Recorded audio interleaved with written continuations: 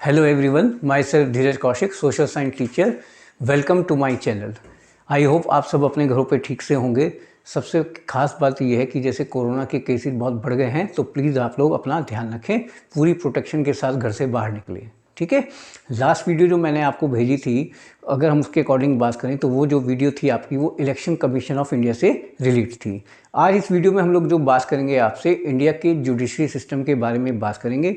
देखिए, किसी भी कॉम्पिटिटिव एग्जाम के अगर हम अकॉर्डिंग बात करें तो जनरली जुडिशरी के ऊपर या इलेक्शन कमीशन के ऊपर या डिफरेंट फंडामेंटल जो राइट्स होते हैं उनके ऊपर मोस्टली जो है, कोई भी एग्जाम आप देंगे, चाहे आप यूपी टेट का देते हैं, सी टेट देते हैं, तो वहाँ डेफिनेटली कोई ना कोई क्वेश्चन जो है आपको जरूर मिलेगा। अगर हम आज की वीडियो की बात करें तो आज की जो हमारी वीडियो है जुडिशरी सिस्टम इन इंडिया, इसी के ऊपर आज हमें बात करनी है।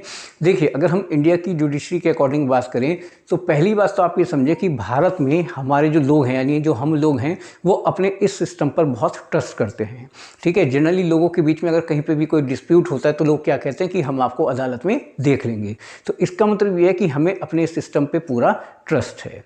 दूसरी बात, अगर हम पॉलिटिकल वे में देखें तो इंडिया की जो गवर्नमेंट है वो 3 डेमोक्रेटिक प्रिंसिपल या 3 डेमोक्रेटिक पिलर के ऊपर काम करती है, लेजिस्लेटिव, एग्जीक्यूटिव एंड जुडिशरी। तो अगर हम तीनों को इंटरचेक करते हैं तो हम ये कहते हैं कि भाई जो जुडिशरी है आपका, उसको मोस्ट पावरफुल ऑर्गन मानते हैं, जिसको ये राइट भी दिया गया है कि वो लेजिस्लेटिव और एग्जीक्यूटिव दोनों को चेक कर सकता है। इस वीडियो में हम लोग जो बात कर रहे हैं वो different part of judiciary system के बारे में कर रहे हैं। जैसे सबसे पहले अगर हम बात करते हैं सुप्रीम कोर्ट, यानी जो हाईएस्ट ऑर्गन है उसको हम किस नाम से जानते हैं, सुप्रीम कोर्ट, जो आपको दिल्ली में मिलेगा। उसके बाद अगर हम हाई कोर्ट की बात करते हैं तो किसी भी स्टेट में अगर आप देखेंगे तो जो सबसे बड़ी जो अदालत होती है किसी भी स्टेट में अगर आप देखेंगे तो वो होती है आपकी high court. High court generally हर स्टेट के लिए एक होती है, लेकिन अगर आपने ध्यान दिया हो, जो हमारी नॉर्थ ईस्ट की जो स्टेट हैं 7 सिस्टर्स के नाम से जिन्हें हम जानते हैं, जैसे आपका आसाम है, मणिपुर है, मेघालय है, मिजोरम है, अरुणाचल प्रदेश है, त्रिपुरा है, नागालैंड है, ठीक है ना। तो ये जो 7 स्टेट हैं उनके लिए सिंगल जो है हाई कोर्ट जो है बनाई गई है और वो आपकी गुवाहाटी में है। क्लियर। उसके बाद अगर हम बात करते हैं जैसे पंजाब और हरियाणा की, तो पंजाब और हरियाणा की जो कोर्ट है वो सिंगल है। इसके अलावा क्योंकि चंडीगढ़ जो है हमारा वो केंद्र शासित प्रदेश भी है, तो यानी पंजाब के लिए, हरियाणा के लिए और केंद्र शासित प्रदेश के तौर पर चंडीगढ़ के लिए, तीनों के लिए एक ही हाई कोर्ट जो है चंडीगढ़ में एस्टेब्लिश की गई है, ठीक है। अगर हम आपके उत्तर प्रदेश के अकॉर्डिंग बात करें तो जैसे उत्तर प्रदेश में भी 2 बेंच हम देख सकते हैं। कौन कौन सी हैं आपकी, एक तो लखनऊ है और एक इलाहाबाद है। क्लियर। उसके बाद अगर आप हाई कोर्ट से नीचे जाते हैं तो जनरली आती है डिस्ट्रिक्ट कोर्ट, जिसे हम जिला जज की अदालत के नाम से भी जानते हैं। डिस्ट्रिक्ट जो कोर्ट होती है उसमें भी 2 तरीके से जो केसेज होते हैं उनकी सुनवाई होती है। एक तो होते हैं आपके सिविल केसेज और एक होते हैं क्रिमिनल केसेज, ठीक। जनरली जो आपके सिविल केसेज होते हैं डिस्ट्रिक्ट जज की अदालत में उनकी सुनवाई की जाती है। जो क्राइम से रिलेटेड केस होते हैं वो सेशन जज जो होते हैं उनकी अदालत में उनकी सुनवाई की जाती है। उसके बाद जो अदर कोर्ट्स आती हैं, जैसे रिवेन्यू कोर्ट है, कोई भी जो टैक्स से रिलेटेड मैटर होता है, मान लीजिए प्रॉपर्टी को लेके कोई टैक्स का मैटर है, तो इस तरह के जो मैटर होते हैं वो जनरली आपके रिवेन्यू कोर्ट में डिस्कस किए जाते हैं। फिर उसके बाद होती है जैसे आपकी न्याय पंचायत। ग्रामीण जो क्षेत्र होते हैं जनरली उसमें न्याय पंचायत का जो कंसेप्ट है अप्लाई किया जाता है, और वहाँ जो 5 पंच होते हैं जिनको हम एक तरीके से कहते हैं पंच परमेश्वर के नाम से भी जानते हैं, उनको दायित्व जो है दिया जाता है कि वो कोई भी छोटा मोटा जो डिस्प्यूट होता है उसको गाँव के लेवल पर ही वो सुलझा लेते हैं। उसके बाद जो लेटेस्ट अगर हम देखें तो वो है आपका लोक अदालत। जनरली जो लोक अदालत का कंसेप्ट है वो इसलिए अप्लाई किया गया है कि भाई लोकल लेवल पे जो भी डिस्प्यूट होते हैं, ठीक है ना, वो म्यूचुअल अंडरस्टैंडिंग से ही जो है सुलझा लिया जाए। पुलिस का उसमें जो है इंटरवेंशन जो है कम से कम होना चाहिए, बल्कि होना ही नहीं चाहिए।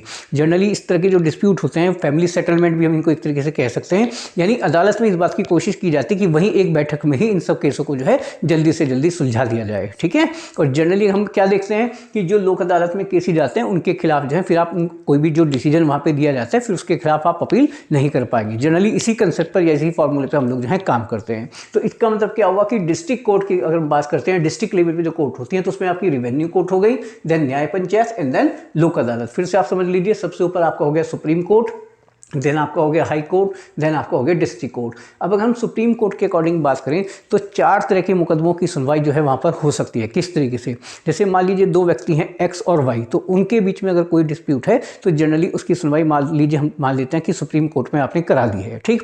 उसके बाद मान लीजिए एक्स नाम का एक व्यक्ति है और कोई एक स्टेट है, जैसे मान लीजिए उत्तर प्रदेश एक स्टेट है, तो उनके बीच के भी मुकदमे की सुनवाई वहाँ की जा सकती है। फिर तीसरे लेवल पर हम देखते हैं कि 2 स्टेट हैं, मान लीजिए तमिलनाडु की अगर हम बात करते हैं, कर्नाटक की बात करते हैं तो इनके बीच में जो है पानी को लेकर बहुत पुराना इशू है, तो तमिलनाडु और इनके बीच में जो कर्नाटक का जो केस है वो भी हम सुप्रीम कोर्ट में देख सकते हैं। फिर उसके बाद होता है स्टेट वर्सेस सेंट्रल, यानी कोई स्टेट गवर्नमेंट है और सेंट्रल गवर्नमेंट है, उनके बीच में कोई डिस्प्यूट है तो उसकी सुनवाई भी फिर सुप्रीम कोर्ट में आप करा सकते हैं। एक और बात समझने की है कि जनरली जो हाई कोर्ट डिसीजन देती है, हाई कोर्ट जो डिसीजन देती है, बहुत रेयर चांसेस होते हैं कि सुप्रीम कोर्ट उस डिसीजन को चेंज करेगा। यानी भाई देखिए, हाई कोर्ट में जो लोग बैठे हैं वो विद्वान लोग बैठे हैं, ठीक है ना, वो गलत डिसीजन नहीं देंगे, लेकिन फिर भी सुनवाई तो हो सकती है सुप्रीम कोर्ट में हाई कोर्ट के डिसीजन के खिलाफ, लेकिन जनरली वो डिसीजन जो है कम ही चेंज किए जाते हैं। क्लियर? इसके बाद अगर हम बात करते हैं, जैसे आपको क्लियर हो गया होगा, आपको supreme court, then high court, then district court आती है। क्लियर? अब जैसे मैं आपको बताऊं, यहाँ मैंने एक आपके लिए क्वेश्चन लिखा हुआ है कि first chief justice of India कौन थे। भारत के जो पहले चीफ जस्टिस थे वो कौन थे? वो थे मिस्टर एच.जे. कनिया। अब मेरे पास आपके लिए 2 क्वेश्चन है और मैं आपसे पूरी उम्मीद करूंगा कि आप कमेंट बॉक्स में उनके आंसर जरूर देंगे। देखते हैं कितने लोग इनके आंसर दे सकते हैं। मुझे वैसे पूरी उम्मीद है कि आप में से अधिकतर लोग इसका आंसर जो है मेरे को देंगे।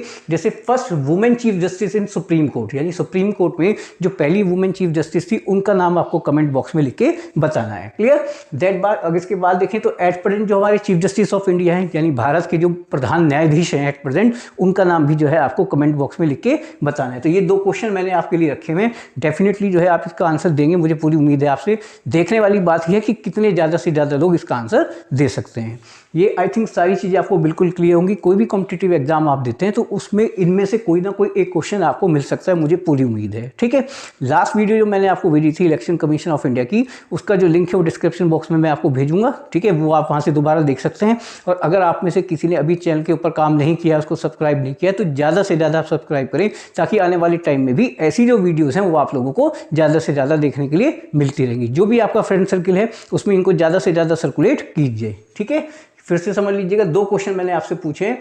First women chief justice in supreme court and then at present the chief justice of India. Comment box में आप डेफिनेटली इनका आंसर देंगे। आई होप ऐसी मुझे पूरी उम्मीद आप लोगों से है। ओके, आज के लिए इतना ही। Thank you.